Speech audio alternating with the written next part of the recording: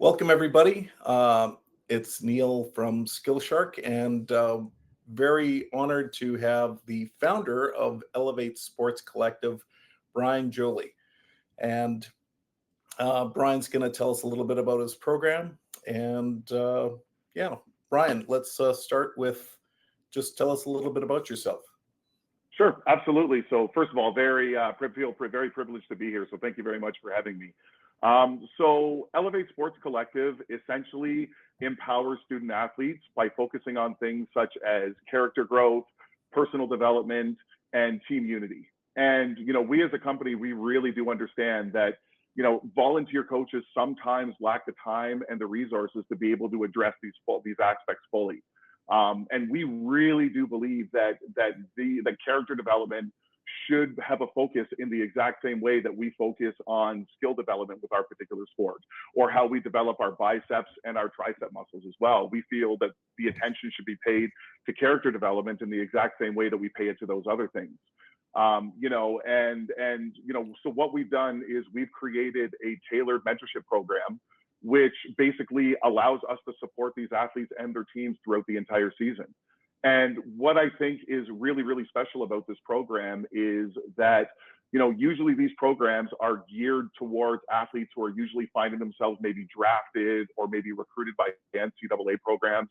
And we just really wanted to make this program accessible to everybody, because we really do believe that regardless of what level you play at, whether you're in the tier 2, tier 3, or tier 4 level at the particular sport you're in, you still feel the trials and tribulations of a regular game that is going to challenge your character, whether it's the umpires or your officials aren't making the calls that you would like. They're having a bad day. Maybe the playing conditions, weather are not great. If you're a hockey player, maybe the ice isn't great. Maybe the opposing team's coach has just come up with a strategy that completely shuts you down. Or maybe your coach has a system in place where your goals are not the top priority. These things athletes deal with on a day-to-day basis, and we certainly want to make them accessible to those athletes as well. So we really make sure that this is something that all student athletes have access to, regardless of what level they play at, and also regardless of how much money they make as well. Most of these programs that are accessible are very, very pricey, and it's very important to us that we make these programs affordable as well. Excellent. Awesome. So when did you first find yourself interested in character development in sports? What got you into it? Yeah, that's a great question. I think my oldest or my youngest memory was probably when I was about 11 or 12 years old, and I watched the movie Hoosiers for the first time, the basketball movie starring Gene Hackman. Great movie.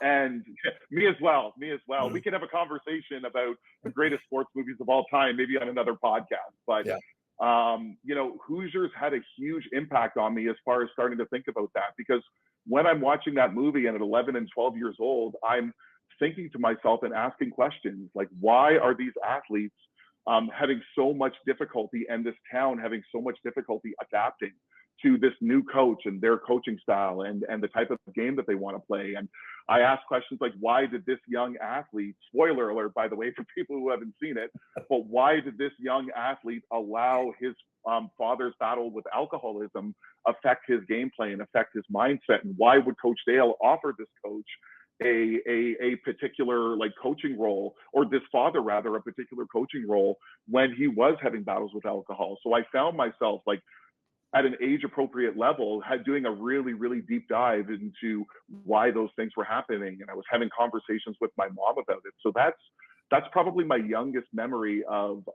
really starting to think about the importance of character development. And then, cut to my professional career. For the first 10 years of my professional career, I worked in special education at the high school and elementary level with the Toronto District School Board. I'm from Toronto, Ontario.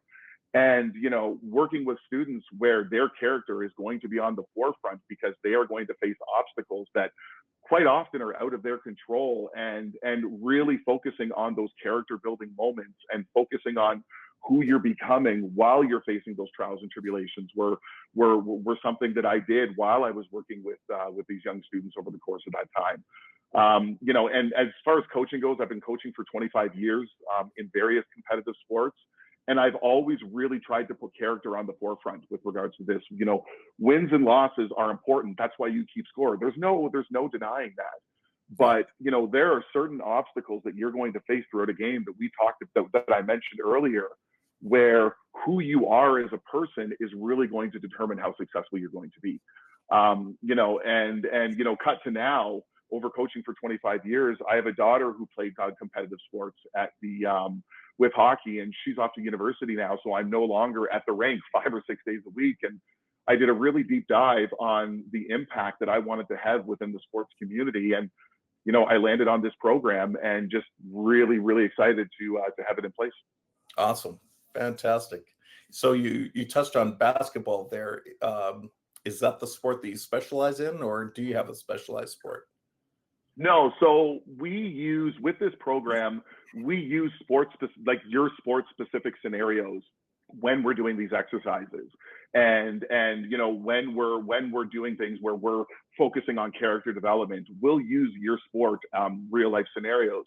But what we're really focused on is the human experience and those human scenarios as well. So even though I might be working with a team that's maybe doing baseball or lacrosse or soccer or basketball or ringette even, you know, we'll look at scenarios in various sports. You know, in basketball, where we'll have conversations about the things that we've learned. How would we implement that in this scenario if it were to affect you in real life? So I obviously have a little bit more knowledge from a hockey standpoint, because that's what I've been around growing up in Canada.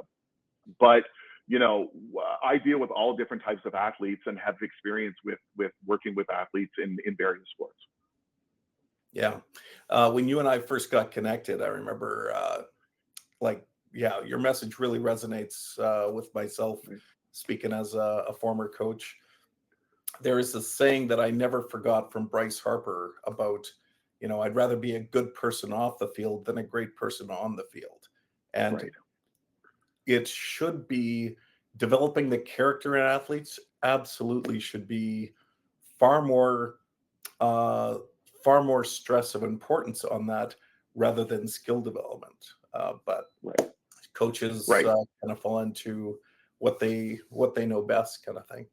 And Okay. it's not just what they, I'm sorry, it's not just what they know best either. It's what society has told them matters the most as well. Absolutely. Right? Like Totally agree. you and I have this conversation. I listened to this conversation with an individual named Brett Ledbetter, who I would love to meet him one day and just thank him for changing my life. But you know, one of the things that he talked about is, if you're at a sporting event and you're playing in that sporting event, and then you go to a family function afterwards and you tell, let's say you play soccer or basketball, and you tell your family members who weren't at the game that you just had a baseball game or a basketball game or a soccer game, what are the first two questions that they're going to ask you?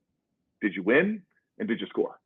Yeah. And coaches are no less likely to fall victim to what society holds most dear. Yeah. They're less, so they're going to focus on those things as well. And you know, they just sometimes lack the time and the bandwidth, especially when they're volunteer coaches. You know, they're managing budgets and coaching players and trying to run great practices with only 2 or 3 time slots a week, and they really do lack the resources with regards to that. So a lot of times, though, it's just through no fault of their own as well. Very good points. Yep. So very briefly, can you walk us just quickly through how your program works?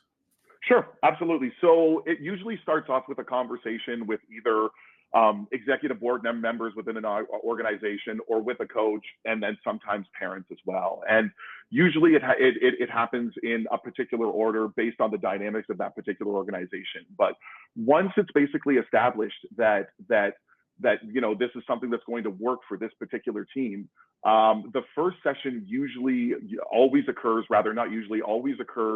in person. And it usually lasts for about an hour and a half to 2.5 hours. And that can be broken up into either 1 session or 2 sessions, depending on the age group and things like that.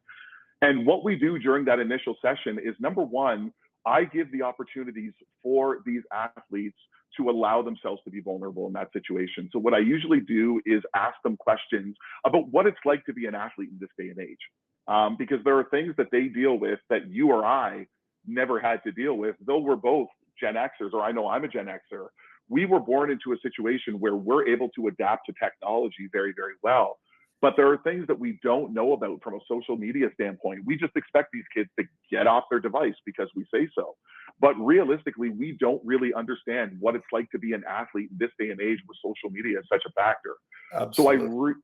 So I really give them the opportunity to share that and what that's like. And sometimes those conversations get emotional. I've seen it happen before where they share experiences or just feelings on it. So once we do that, we then break it into two separate character skill sets that we want to focus on.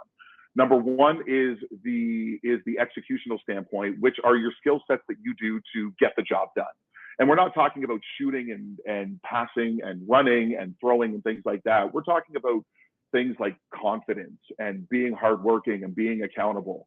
We talk about those things that are important, and then we touch on the moral and ethical side, or the ethical side, as I like to call it. Yeah. That covers how you make other people feel when you're around them, when you go through these issues.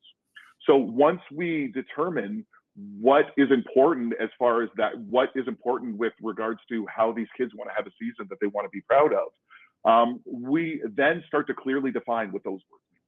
We define what those words mean, and they feel much more accountable to that. That happens in the first session, because we as coaches often have a tendency to talk at players and just tell them things and tell them what to do.